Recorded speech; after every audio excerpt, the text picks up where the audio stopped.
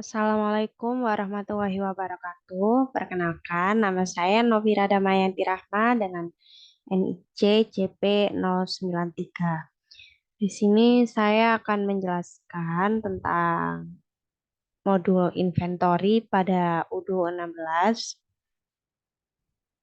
Sebelumnya, di sini kita harus mengetahui terlebih dahulu apa itu modul inventory, lalu yang kedua, di sini saya akan membahas bagaimana cara menerapkan atau melakukan pengaturan costing method dan inventory valuation pada modul inventory. Lalu yang ketiga, yaitu bagaimana cara melakukan atau menerapkan reordering rules pada suatu modul inventory.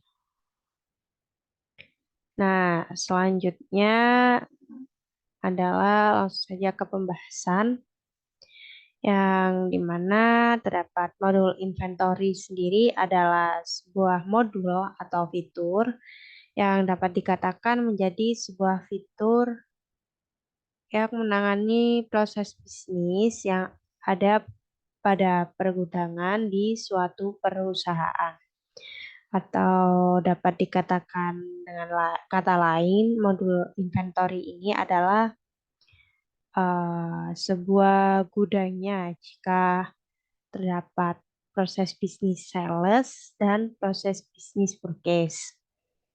Lalu eh, pengendalian inventory sendiri adalah upaya yang dilakukan oleh sebuah perusahaan untuk kebutuhan pembelian suatu bahan bagi keperluan proses produksi serta pengambilan keputusan. Sehingga proses produksi yang ada dapat terpenuhi secara optimal dengan resiko yang sekecil mungkin. Lalu pada modul inventory ini sendiri terintegrasi dengan modul-modul lain yang ada pada UDU seperti pada modul sales, purchase, modul manufaktur, dan modul finance.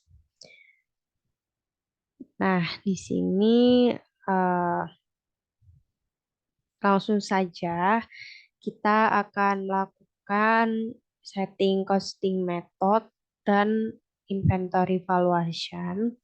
Sebelumnya sedikit untuk pengetahuan pada costing method sendiri adalah penetapan biaya untuk sebuah kategori produk yang dimana terdapat tiga jenis costing method.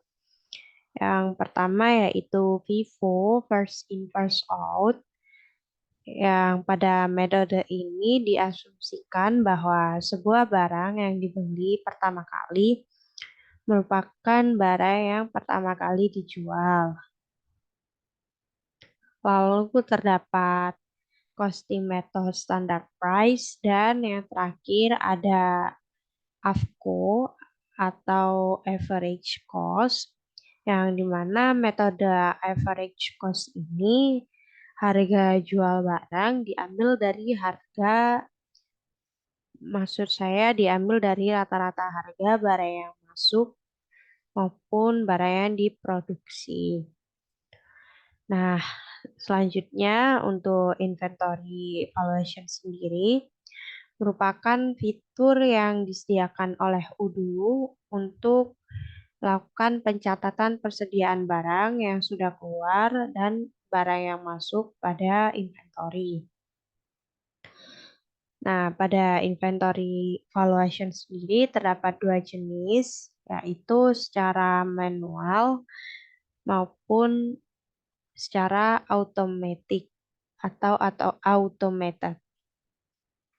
Nah, perbedaannya pada pencatatan manual, jurnal akuntansi tidak akan diperbarui secara otomatis dan apabila pada pencatatan automated, pencatatan jurnal akuntansi akan diperbarui secara otomatis. Lalu, nah, untuk langkah-langkahnya, kita langsung saja praktekkan pada wudhunya sendiri.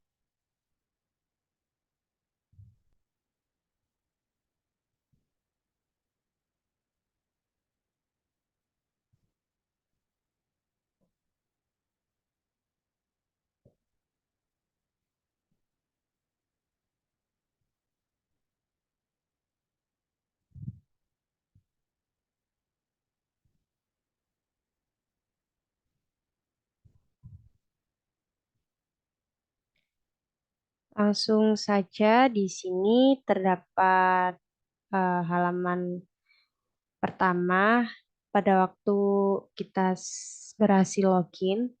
Lalu langsung saja pada modul inventory. Nah, ini untuk tampilan awal modul inventory. Lalu untuk selanjutnya, di sini kita untuk menemukan costing method dan inventory valuation, kita klik menu configuration dan lalu kita klik submenu product categories. Nah, di sini akan ditampilkan beberapa produk kategoris yang sudah dibuat pada sebelumnya. Lalu di sini kita apabila ingin membuat baru, kita klik new. Lalu untuk kategorinya sendiri kita bisa isi dengan teks.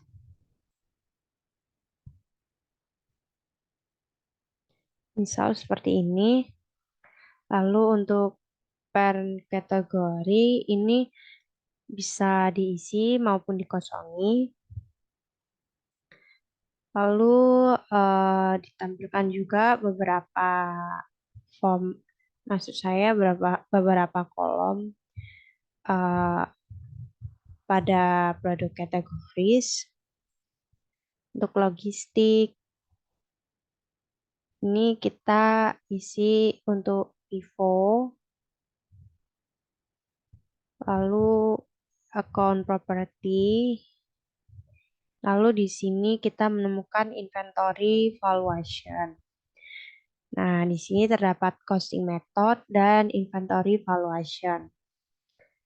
Di sini untuk costing method sendiri terdapat 3 pilihan. Ada standard price, first in first out atau FIFO, lalu ada average cost atau AFCO. Di sini kita misalkan pilih yang FIFO, lalu untuk inventory valuation-nya kita pilih yang automated.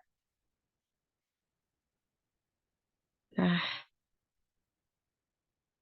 apabila sudah, di sini kita langsung saja klik di sembarang tempat, lalu kembali lagi pada menu halaman utama produk kategoris. Nah, karena tadi sudah kita klik di sembarang tempat dan datanya akan tersimpan secara otomatis. Di sini yang kita buat tadi produk kategoris barunya dash new 1. Lalu selanjutnya ada yang kedua adalah langkah-langkah untuk reordering rules. Nah, untuk setting costing method dan inventory valuation cukup sampai di situ. Lalu di sini kita lanjutkan pada reordering rules. Nah, sebelum kita mengetahui cara melakukan reordering rules, di sini kita harus mengetahui terlebih dahulu apa itu reordering rules. Reordering rules merupakan sebuah fitur yang ada pada modul inventory, yang mana fitur tersebut merupakan fitur pengaturan pemesanan ulang yang berfungsi untuk membantu bisnis dalam memastikan ketersediaan jumlah minimum produk yang ada pada saat ini. Lalu dalam menggunakan fitur ini memiliki peran penting dalam manajemen persediaan produk yang efisien daripada menggunakan pencatatan pemesanan secara manual. Nah, lalu berikut ini adalah manfaat lain dari reordering rules. Yang pertama adalah memastikan untuk mempertahankan tingkat stok minimum. Yang kedua, mendukung pengelolaan tingkat bahan baku minimum. Yang ketiga, yaitu membantu menerapkan aturan untuk menghitung level stok minimum. Yang keempat, jumlah minimum dapat diatur untuk produk tertentu saja. Yang kelima, yaitu membantu mengelola pengisian ulang secara otomatis. Yang keenam, mengontrol inventaris dengan cara yang efektif dan tentunya saja efisien. Lalu yang terakhir adalah dapat digunakan untuk mengelola berbagai jenis inventaris. Langsung saja untuk langkah-langkah melakukan reordering rules, kita praktekkan pada Odoo. Nah, untuk mempraktekkan reordering rules, yang pertama kita sebelum itu login terlebih dahulu pada database Odoo kita, lalu klik modul inventory, lalu di sini untuk reordering rules, kita klik juga menu configuration, lalu klik submenu reordering rules. Nah, di sini akan ditampilkan list atau daftar reordering data reordering rules yang sebelumnya sudah dibuat. Lalu di sini kita kalau ingin membuat baru, langsung klik saja new. Lalu di sini isikan nama produknya sudah secara otomatis seperti ini. Lalu kita coba customizable desk, custom white. Lalu di sini ada on hand, ini adalah produk yang ada. Lalu di sini kita klik saja kolom yang kosong. Nah,